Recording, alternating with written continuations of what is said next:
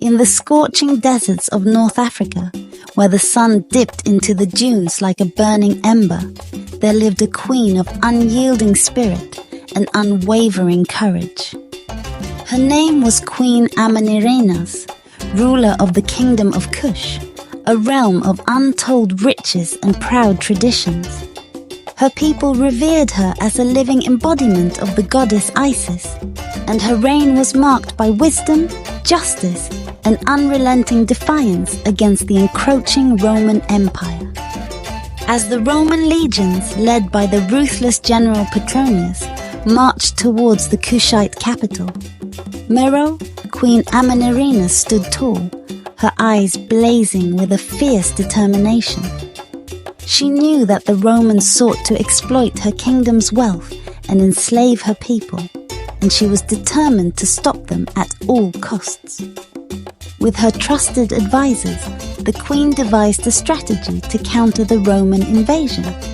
She mobilized her army, comprising skilled archers, fierce warriors, and cunning tacticians. As the Romans approached, Queen Amanirenas led her troops into the desert, employing guerrilla warfare tactics to harass and disrupt the enemy's advance. The Romans, unaccustomed to the harsh desert conditions and the Kushites' unorthodox fighting style, suffered heavy losses. Queen Amanirenas herself rode into battle, her golden armor glinting in the sunlight, her bow singing with deadly precision. Her people fought with unwavering loyalty, inspired by their queen's bravery and leadership.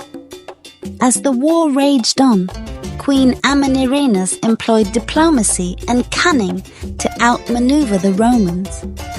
She forged alliances with neighboring tribes and kingdoms, creating a united front against the common enemy. Her envoys spread propaganda, sowing discord among the Roman ranks and undermining their morale. As the Roman legions faltered, Queen Amanirenas launched a series of daring raids, striking at their supply lines and communication networks. Her warriors, skilled in the art of desert warfare, ambushed Roman patrols and decimated their ranks. The queen herself led a bold assault on the Roman camp, her golden chariot charging into the fray as her archers rained arrows upon the enemy. General Petronius, enraged by his army's setbacks, demanded a meeting with the Kushite queen. Amanirenas, aware of the Romans' intentions, agreed to parley, but only on her terms. She received the general in her throne room, surrounded by her loyal guards and advisors. The Roman general sneered at the queen, belittling her kingdom and her people. But Amanirenas remained unyielding, her eyes flashing with indignation. She countered his insults with clever wit and biting sarcasm, leaving Petronius seething with frustration. They ended with no resolution, but Queen Amanirenas had achieved her goal. She had bought time for her people to prepare for the inevitable battle ahead. As the Romans regrouped and reorganized, the Kushites dug in, fortifying their defenses and readying their troops for the final confrontation. The war raged on, with both sides suffering heavy losses. But Queen Amanirenas remained steadfast, her resolve unbroken. She knew that her kingdom's very existence hung in the balance, and she would stop at nothing to protect her people and their way of life. As the dust of battle settled, a new challenge emerged on the horizon. A rival kingdom, the Axum Empire, had been secretly supporting the Romans, hoping to exploit the chaos and claim Kushite territory for themselves. Queen Amanirenas faced a new threat, one that would test her mettle and her kingdom's very survival. Queen Amanirenas summoned her trusted advisors and generals to devise a strategy to counter the Axumite threat. She knew that her kingdom's resources were stretched thin, but she refused to yield. the council decided to deploy a contingent of troops to the eastern borders, while maintaining a strong presence against the Romans. Meanwhile, the queen herself embarked on a perilous journey to forge an alliance with the neighboring kingdom of Nubia. She traveled under the cover of night, escorted by a small group of elite warriors, braving treacherous terrain and hostile tribes. Upon arriving at the Nubian court, Queen Amanirenas charmed the Nubian king with her diplomatic prowess and her unwavering commitment to their shared cause. She secured a crucial alliance, ensuring that the Nubians would support the Kushites against both the Romans and the Axumites. As she returned to Meroe, Queen Amanirenas faced a new challenge. A group of traitors within her own ranks, secretly backed by the Axumites, sought to overthrow her. The plotters, led by a disgruntled noble, aimed to surrender to the Romans and divide the kingdom among themselves. The queen, informed of the treachery by her loyal spies, acted swiftly and decisively. She summoned the traitors to her throne room, where she exposed their scheme and condemned them to exile. The would-be usurpers fled, but Queen Amanirenas knew that the Axumites would not relent. With her kingdom beset on multiple fronts, Queen Amanirenas steeled herself for the ultimate test of her leadership and her people's resilience. She rallied her troops, her heart ablaze with determination, and prepared to face the converging forces of her enemies. The final battle approached, with the Roman legions, Axumite warriors, and traitorous Kushite mercenaries closing in on Meroe. Queen Amanirenas stood tall, her golden armor gleaming in the sunlight as she addressed her people. She reminded them of their ancestors' bravery, their kingdom's proud history, and the sacred duty to defend their land and their freedom.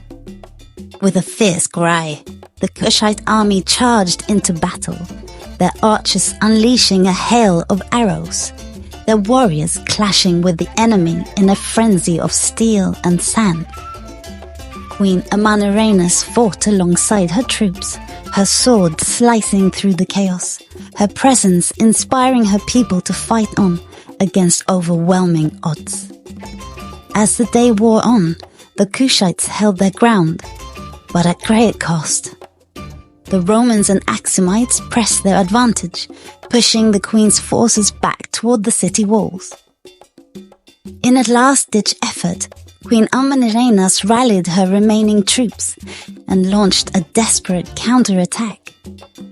In the heart of the melee, the queen faced off against General Petronius, their swords locked in a fierce duel. The Roman general sneered at her, but Amanirenas remained undaunted, her eyes blazing with defiance. With a swift strike, she struck down the general, shattering the Roman legion's morale. The Axumites, sensing victory slipping away, retreated in disarray, leaving the Romans to face the Kushites alone. Queen Amanirenas, her armor battered and her sword weary, stood victorious amidst the carnage. Her people cheered, their voices echoing across the desert sands as she raised her arms in triumph. But the queen's joy was short-lived, as a new threat emerged from the shadows. A mysterious sorceress, rumored to wield dark powers, appeared at the gates of Meroe, her eyes fixed on Queen Amanirenas with an unnerving intensity. The sorceress, known as Arsinoe, was a wielder of dark magic, feared throughout the land for her ruthless tactics and unholy powers. She had been secretly backing the Axumites, fueling their ambition to conquer Kush. Now, with the Axumites defeated, Arsinoe sought to claim the kingdom for herself. Queen Amanirenas, weary from the battle, was initially unaware of the new threat. But as Arsinoe's dark magic began to seep into the city, corrupting the very fabric of Mejre. The queen sensed the danger. She called upon her trusted advisors and sorcerers to counter Arsinoe's spells, but the sorcerers proved to be a formidable foe. Arsinoe unleashed a horde of demonic creatures, summoned from the depths of the underworld to ravage the city. Queen Amanirinas rallied her troops once more, fighting valiantly against the supernatural forces. But despite their bravery, the Kushites were no match for Arsinoe's dark magic. As the city teetered on the brink of collapse, Queen Amanirinas realized that she needed to confront Arsinoe directly.